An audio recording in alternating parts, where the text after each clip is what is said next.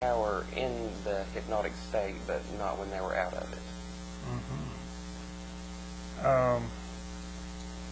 I have read of such things. Of course, I've never had any experience with it. But there's another field. Of course, I don't suppose this would be in your line, but people who believe that there's been many lives in the past and that there can be regress to those lives and so on. Have you heard of that type of paranormal work? That is paranormal in that it's trying to prove that we all have souls, that we're not just mindless machines, and that there is an afterlife. But that falls more into religious topics, and so we don't really go into reincarnation. Then these spatial powers like telepathy and so on, and prophetic dreams and so on. What power would you say does that? Is that evil power, good power, or God power, or what would you call that? I think it's more of a good power. There's always a meaning behind it.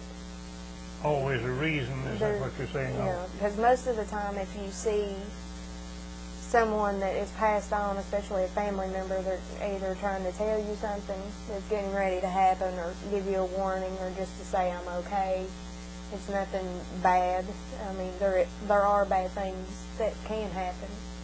Because, you know, there are bad people and stuff in the world that can come back also. You feel then that sometimes ghosts don't appear just to scare the daylights out of you, but they appear for a reason. Well, do you think people ought to be afraid of ghosts? Do they have powers to hurt you? Or? No, I don't think people should be afraid of ghosts. I'd say if you're living in a house that you think is haunted and you get a very bad feelings off of what you think is the ghost, then you might want to consider moving away from that house. Because that's really all the power they have over you is what you can perceive. You can become depressed, and it's best to get away from that kind of situation. Okay, my mother always had a saying that ghosts can't hurt you, but they can cause you to hurt yourself. Well, that'll be brought out in this next Sunday's newspaper article.